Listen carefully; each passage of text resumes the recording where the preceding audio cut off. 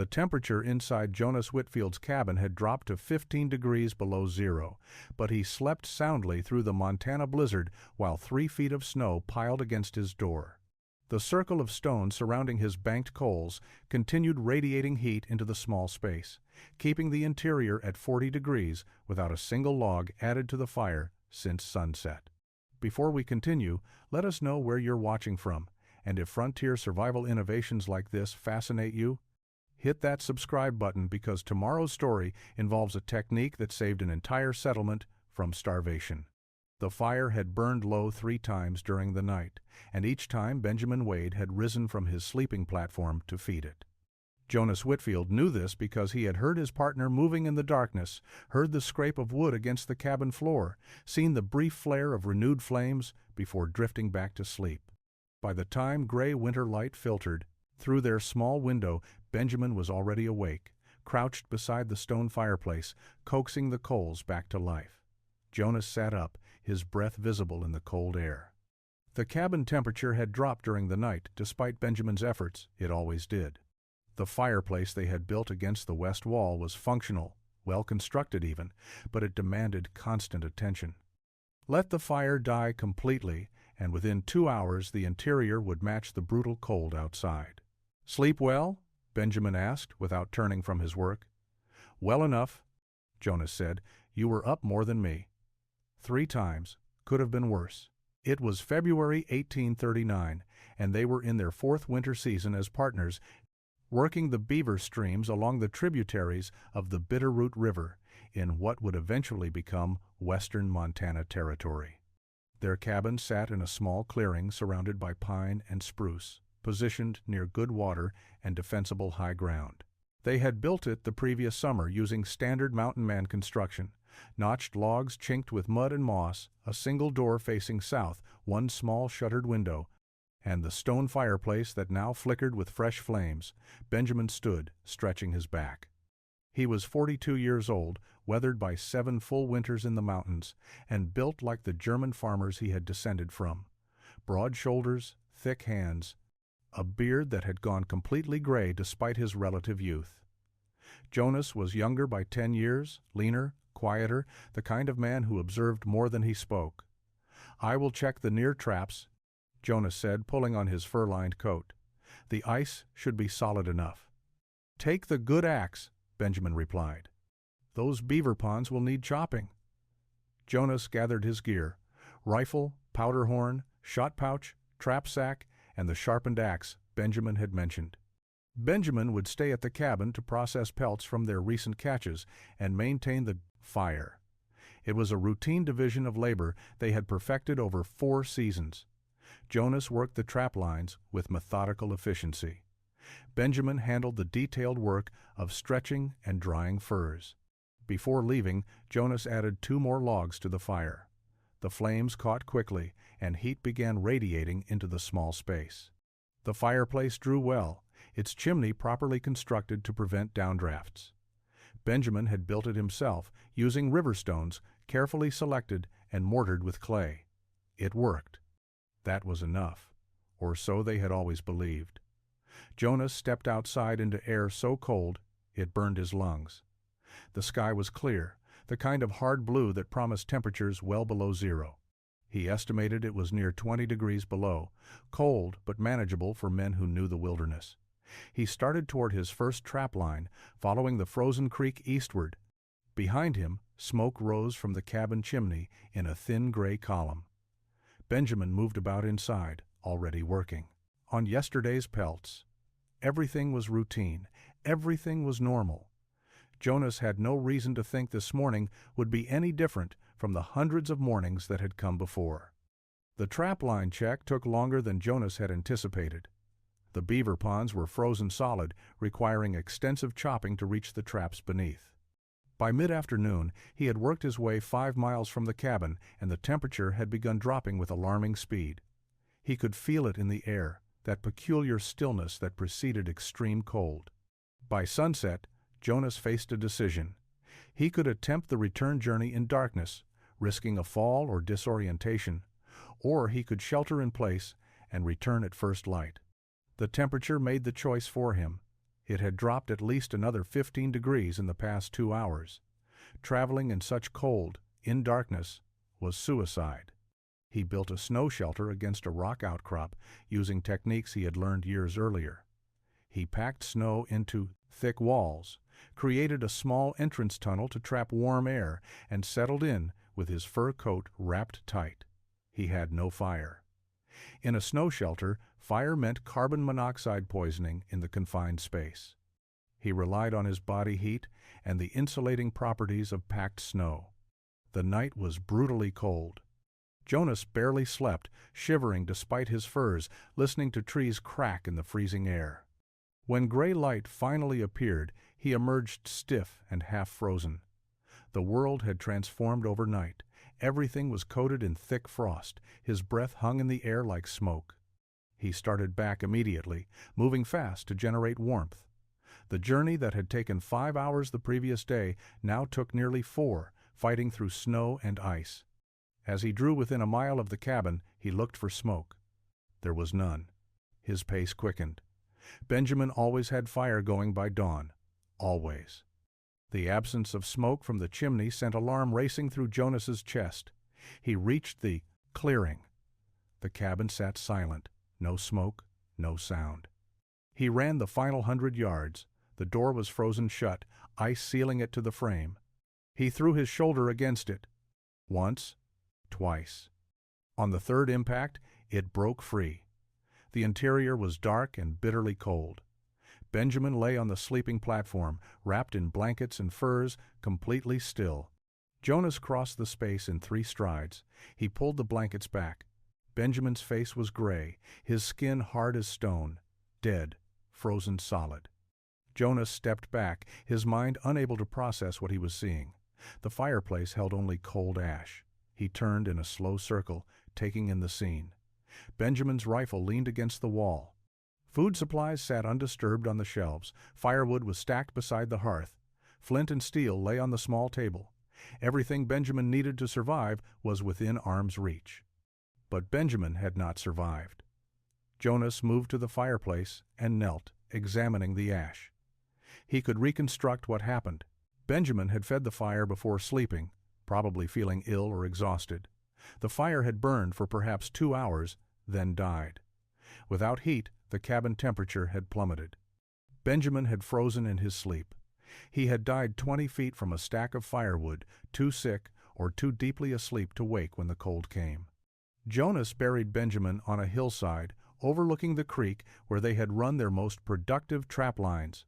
He spent 2 days breaking through frozen ground with a pickaxe, then covered the grave with stones to prevent animals from disturbing it. He spoke no words over the burial. Benjamin had not been a religious man, and Jonas did not know what to say that would matter. He returned to the empty cabin and sat on the sleeping platform where his partner had died. For 3 days, he did not check the traps. He did not process furs.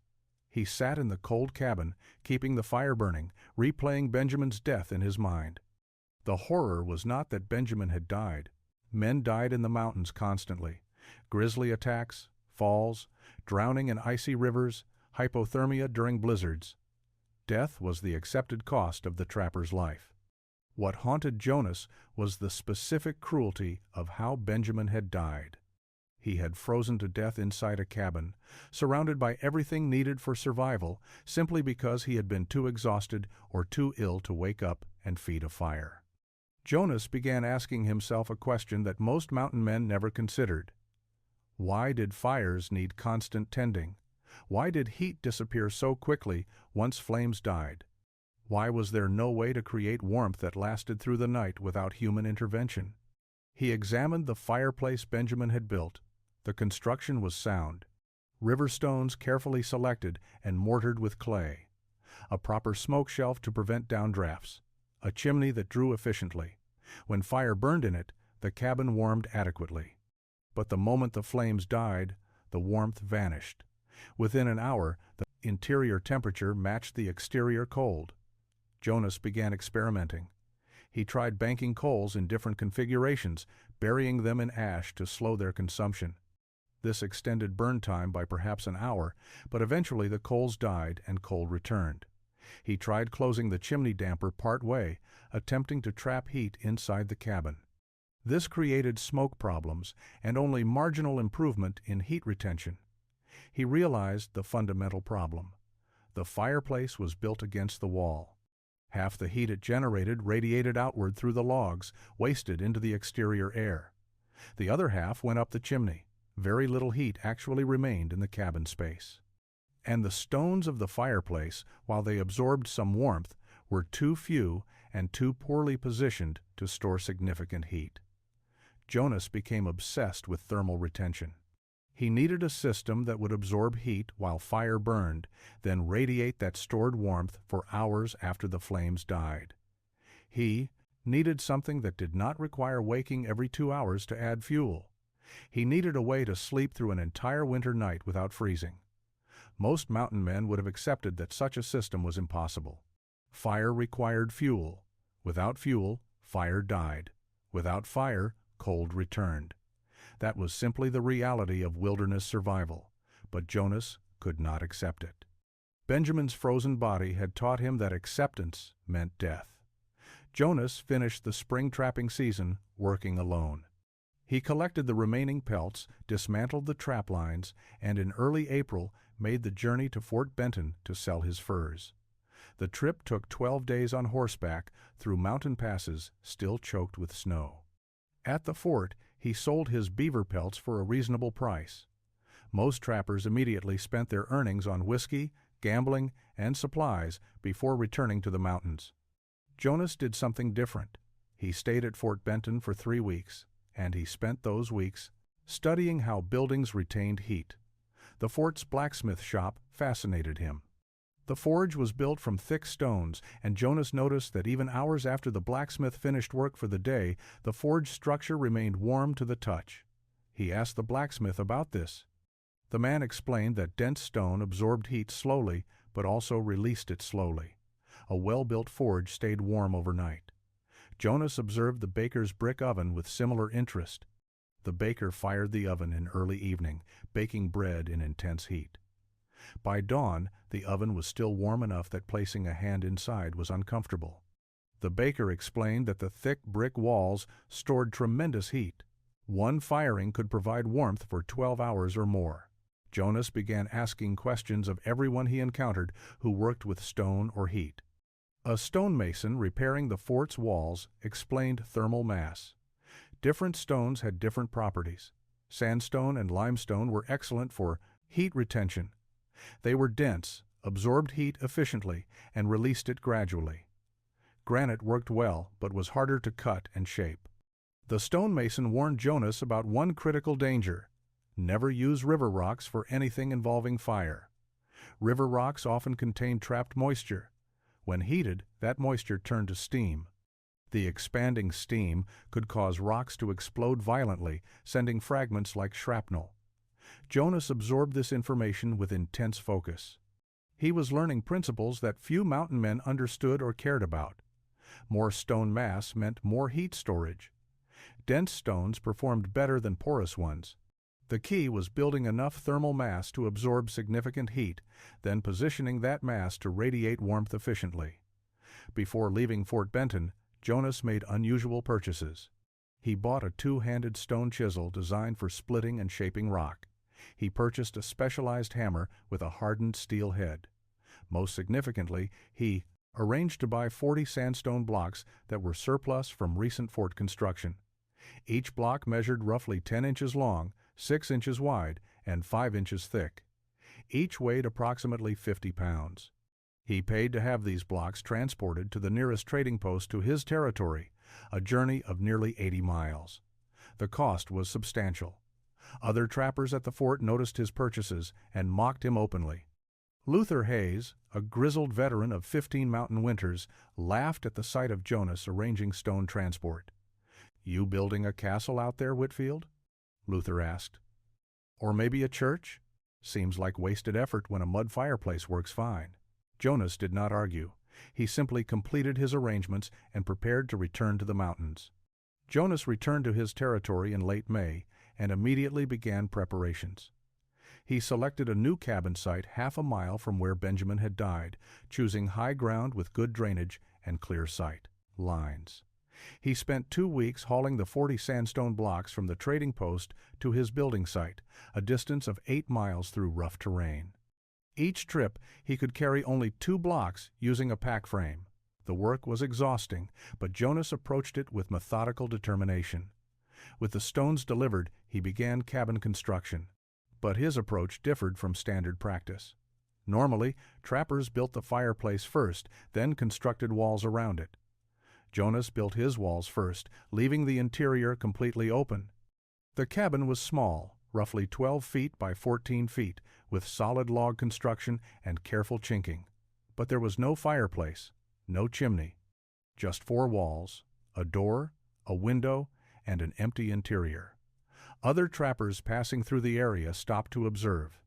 Owen Carter, a practical-minded trapper who worked streams 15 miles south, visited in early July and immediately noticed the absence. "Where's your fireplace going, Jonas?" Owen asked. "Center of the cabin," Jonas replied. "Floor level." Owen's expression shifted from curiosity to confusion. "You mean a fire pit? On a wood floor?" "A hearth, built from stone, circular pattern." Word of this plan spread quickly through the scattered trapping community. Within 2 weeks, 3 more trappers had detoured to Jonas's site to see what he was doing. The reaction was uniformly skeptical. Luther Hayes arrived with Frank Jessup, both men openly incredulous. Luther stood in the doorway of the completed but empty cabin and shook his head. "You are putting fire directly on a wood floor," Luther said flatly. "You will burn this entire structure to ash within a week." "The stones will protect the floor," Jonas replied. "Stones?" Frank laughed.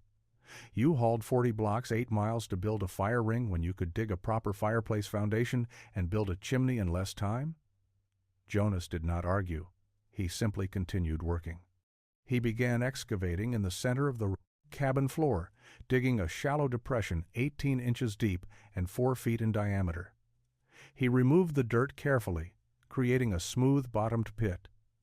Then he began filling it with layers. First, 6 inches of sand hauled from a creek bed. He packed it level and firm. Over the sand, he added 4 inches of clay mixed with water until it formed a dense, pliable mass. He smoothed this layer carefully, creating a fireproof barrier. Finally, over the clay, he spread 3 inches of gravel. This base layer took 4 full days to construct. Trappers watching thought he had lost his mind. Luther Hayes summed up the common opinion. "Whitfield's building invisible foundations for a fire that's going to burn his cabin down anyway. Man's gone strange after Wade died." Grief does that sometimes. Jonas ignored them all and continued working. With the base layer complete, Jonas began the most labor-intensive phase of his project. The 40 sandstone blocks he had purchased were uniform and ready to use. But they were not enough. He needed additional stones, and he needed them shaped to precise specifications. 3 miles from his cabin, Jonas had discovered a sandstone outcrop during his spring scouting. The stone was dense, fine-grained, and free of obvious cracks or moisture infiltration. Over the next 6 weeks, he spent every available hour at that outcrop, cutting and shaping additional blocks. The work was brutal. Using his 2-handed chisel and hammer, he split large sections of sandstone from the outcrop face, then shaped them into rectangular blocks. Each block required hours of careful work. He aimed for uniform dimensions, 10 inches long, 6 inches wide, 5 inches thick. The blocks needed to be similar enough to stack stably, but did not require perfect precision. By late July, he had cut 20 additional blocks. Combined with his 40 purchased stones, he now had 60 blocks total. He hauled them to the cabin site using his pack frame, 2 at a time. Now came assembly. Jonas began with the first tier. He selected 16 of his best blocks and arranged them vertically in a circle on top of his prepared base layer. The blocks stood on their long edges, creating maximum height from each stone. He positioned them carefully, forming a ring approximately 30 inches in interior diameter. The blocks fit together tightly, with gaps no wider than half an inch between them. The circular pattern was deliberate. A circle distributes force evenly and has no weak corners. It was also the most efficient shape for radiating heat in all directions. With the first tier complete, Jonas began the second layer. He selected 16 more blocks and stacked them directly atop the first tier. But he staggered them, offsetting each upper block so its center sat over the joint between two lower blocks. This staggering created structural stability, preventing the upper tier from shifting or collapsing. When finished, he had created a circular stone wall, 20 inches tall, double-tiered, with thick thermal mass surrounding a central space. Owen Carter visited again during this phase and watched Jonas position the final stones of the second tier. "I will ask again," Owen said. "Why 2 layers? One ring of stones would contain your fire perfectly well." Jonas stood back from his work, examining the completed structure. 1 layer contains fire. 2 layers store heat. Store heat? Stone absorbs heat while fire burns, Jonas explained. More stone means more heat absorbed. After the fire dies, the stones release that heat slowly. 2 layers will radiate warmth for hours longer than 1. Owen considered this logic, but remained unconvinced. Seems like double the work for marginal benefit. Luther Hayes, who had accompanied Owen, was less diplomatic. "You have built the heaviest, most complicated fire ring in the Montana Territory. Congratulations on wasting a summer, Whitfield." Jonas said nothing. The structure was complete. Now came testing. With the hearth complete and the cabin finished, Jonas conducted his first test on a cool September evening. He gathered kindling and small logs, arranged them in the center of the stone ring, and struck flint to steel. The fire caught quickly, flames rising within the circular stone wall. Jonas sat on his newly built sleeping platform and observed. Within 30 minutes, he noticed the interior surface of the stones beginning to warm. He placed his hand near them, feeling heat radiating outward. After 1 hour, the stones were noticeably hot. After 2 hours, touching them directly was uncomfortable. He fed the fire steadily for 4 hours, maintaining consistent flames. The double-tiered stone structure absorbed heat continuously. By the time he let the fire burn down to coals, the entire hearth was radiating warmth like a massive stove. The cabin interior had reached a comfortable temperature despite the outside air dropping into the 40s. Jonas banked the coals, spreading them evenly across the hearth floor and covering them partially with ash to slow combustion. Then he began measuring time and temperature. He had no thermometer, but he could gauge temperature by comfort and by watching his breath in the air. 6 hours after banking the coals, the top tier of stones remained too hot to touch comfortably. The cabin stayed warm. 8 hours later, the stones were merely warm, but still radiating heat. His breath was barely visible. 10 hours after banking, the stones continued, releasing gentle warmth. The cabin temperature had dropped, but remained above freezing despite outside temperatures near 30 degrees. Jonas had succeeded. His hearthstones stored enough thermal energy to keep the cabin livable through a full night without adding fuel. Over the following 3 weeks, he conducted systematic tests. He experimented with fire size, discovering that a moderate fire burned for 3 hours produced optimal results. Too small, a fire did not. Heat the stones sufficiently. Too large a fire wasted wood without proportional benefit. He refined his coal banking technique, learning the exact ash coverage that extended burn time without smothering combustion completely. He discovered his system could maintain interior temperatures of 40 to 50 degrees for 10 to 12 hours after banking, even when outside temperatures dropped below zero. A person could sleep soundly through an entire winter night without waking to tend fire. The practical implications were significant. Less firewood consumed, no dangerous middle-of-night fire tending in exhausted or ill conditions, no risk of freezing if sleep was too deep or sickness prevented waking. The hearthstones solved the exact problem that had killed Benjamin Wade. Word spread through the trapping community about Jonas's ridiculous hearthstones. But few men made the journey to see the actual system in operation. Most dismissed it as Whitfield's strange obsession, an overly complicated solution to a problem that did not need solving. Traditional fireplaces worked adequately. Why waste effort on innovation? Jonas did not care whether others adopted his method. He had built it for himself, to survive, to sleep through winter nights without fear of freezing. The system worked. That was sufficient.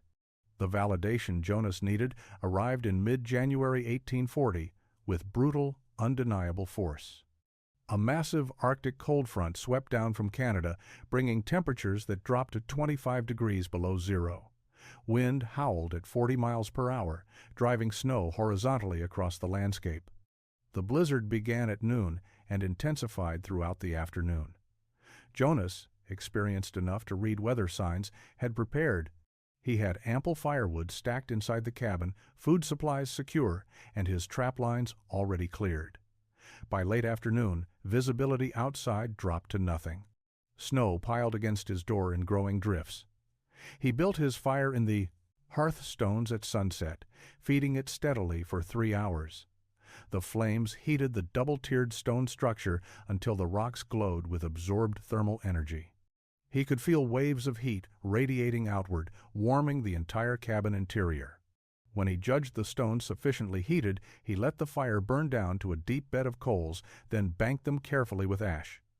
Outside, the storm raged with increasing violence. Wind drove snow through invisible gaps in the cabin's chinking. The temperature continued dropping. Jonas wrapped himself in furs on his sleeping platform and settled in for the night. The hearth stones radiated steady warmth. The cabin interior remained comfortable despite the howling chaos outside. He slept soundly through the entire night. When gray dawn light finally penetrated the snow-covered window, Jonas woke naturally, warm and rested. The cabin interior temperature had dropped, but remained approximately 40 degrees. The top tier of hearth stones was still warm to the touch. Coals from the previous evening's fire remained alive beneath their ash covering. He added kindling, and within minutes had flames burning again. He had slept through one of the worst blizzards in recent memory without waking once to tend fire. 4 miles away, George Mitchell was not so fortunate.